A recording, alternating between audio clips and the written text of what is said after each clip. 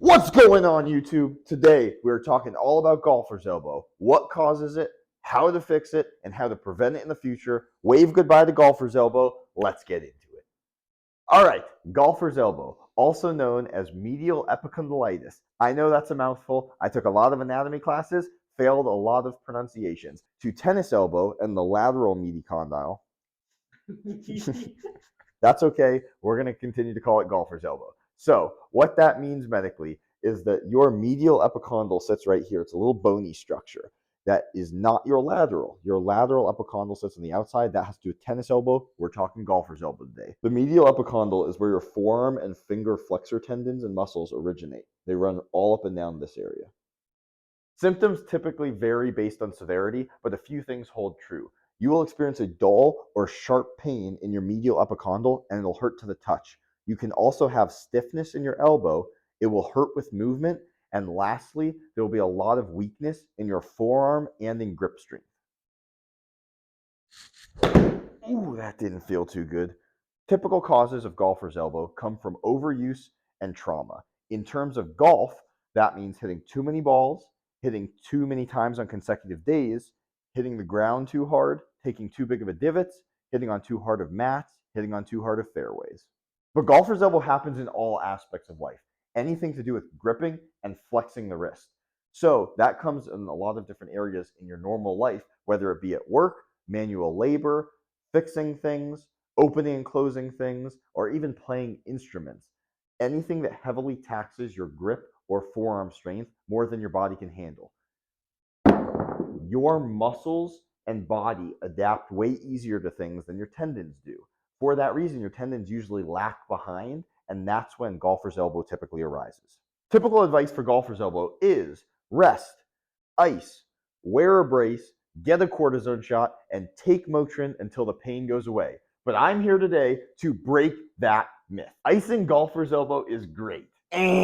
Myth number one, ice is so outdated, it's ridiculous, and all these people are still telling you to do it. Let me tell you why you do not want to ice golfer's elbow. Ice reduces inflammation. Inflammation is good for the healing process. It increases blood flow and alerts the body to the injury and the bad stimuli so it can repair. Blood carries oxygen and nutrients. Pumping blood into affected areas is the quickest way to heal. Ice sends this blood away from the area, slowing healing. Blood carries oxygen and nutrients. This is needed for the healing process. Ice sends all the blood away from the area. That's not good. That's not going to advance healing. So I will make this caveat. I love ice when in conjunction with hot treatment. Hot and cold treatment is awesome because the ice sends all the blood away from the body. The heat sends all the new nutrients and blood back to the body filled with oxygen, giving everything that your body needs to actually advance healing and heal quicker. Myth number two, cortisone shots are great for golfer's elbow.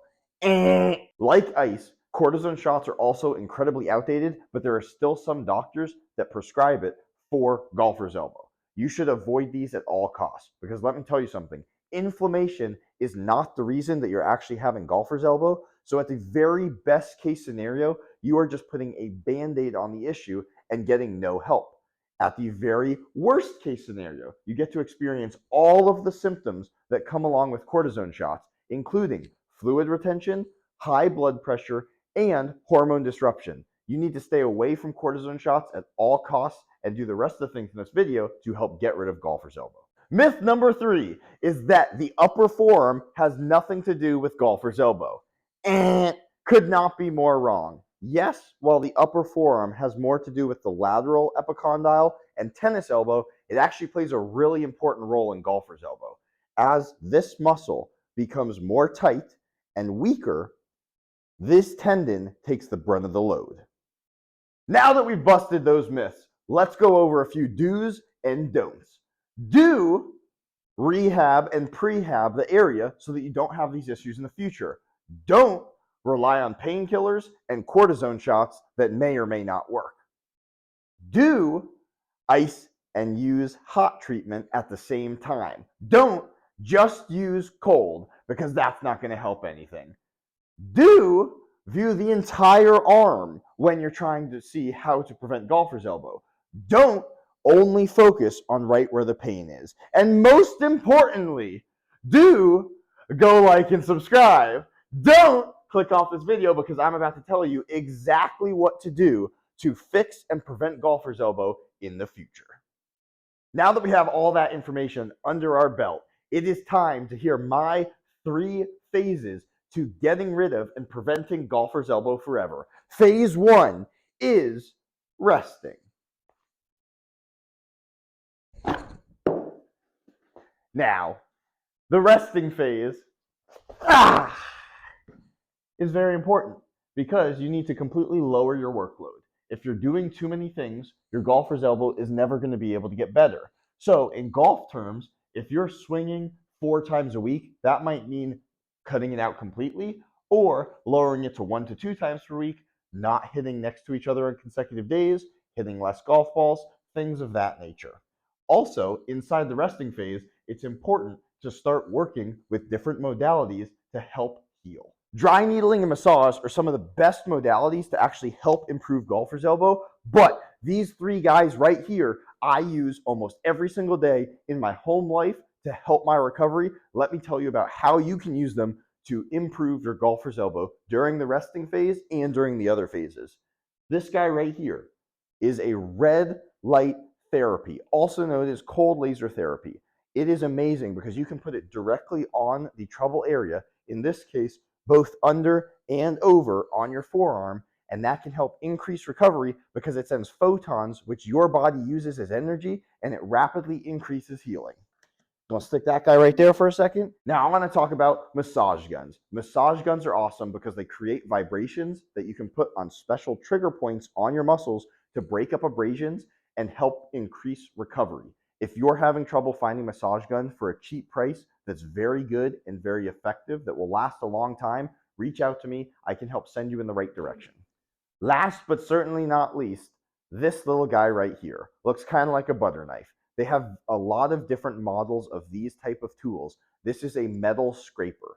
Metal scrapers are a little bit on the extreme end from the Theraguns and the massage guns, but it is incredibly awesome for breaking up abrasions and using them on your arm. Using tools like these, you can actually improve your rate of recovery during the resting phase and take a lot of load off of your forearms, which in turn is going to take a lot of stress off of your tendon and help your golfer's elbow. Now make sure, like we talked about earlier, you are hitting your upper forearm, because if you are not and you think that it only relates to tennis elbow, you're actually doing yourself an injustice and you will not end up fixing your golfer's elbow. The second phase is stretching. Stretching is super important because when your muscles get very tight, that puts more stress on your tendons. When your tendons take more of a brunt, that means the origin gets pulled on, which is where that medial epicondyle starts to get inflamed, starts to have issues. So we need to start by stretching forearms and wrists. When stretching, it's super important that you prioritize flexion and extension of the wrist.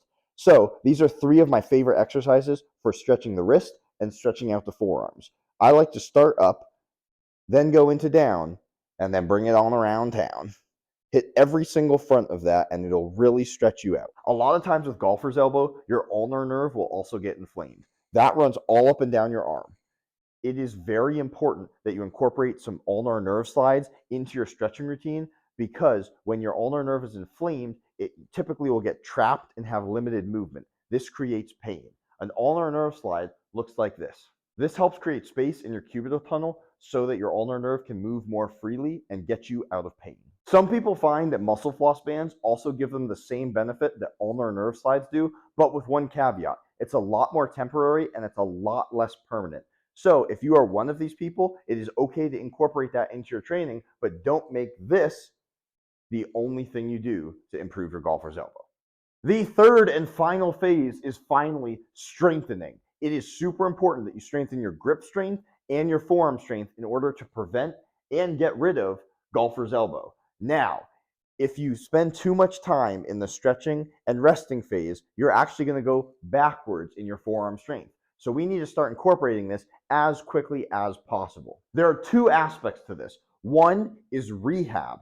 Creating rehab strength is different than creating prehab strength. Rehab strength is a little bit more controlled, slow movements, less reps trying to just get strength back in a weakened and painful muscle. Some of my favorite exercises for actual wrist and forearm rehab for golfer's elbow are slow and controlled wrist curls. You don't want to have a lot of weight. I have 5 pounds here, and you only want to do about 10 reps. It's genuinely just training your forearm and your forearm tendon to start working optimally again. You can also do the reverse of this. Typically, this one's going to be a little bit harder for you, especially because the top of your forearm is probably weaker in the sense of this is weaker, so that this starts pulling on this, and this now has pain. Once you're actually out of that rehab stage and going into prehab, it's very important to incorporate multiple exercises at higher rep counts. These are 4 of my favorite exercises for hitting every single different angle of your wrists and forearms so that you can build a better base.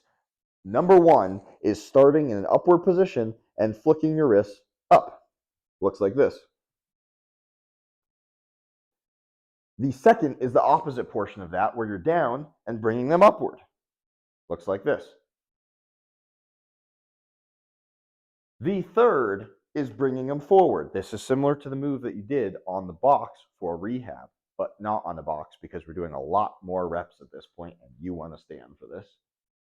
The last is the exact opposite way, outward. You also did this on the box. Now we're just pumping blood, because the more blood that gets pumped, the more nutrients that get sent to the tendons to actually strengthen them. At the end of the day, you can't have a 120 mile per hour swing with 100 mile per hour forearms. You're going to end up getting in pain and getting golfer's elbow. These are a bunch of exercises that you can start with. I have a ton more that I can give you so that you can actually start building. Start here, build a base, get out of pain, and we'll go over more later.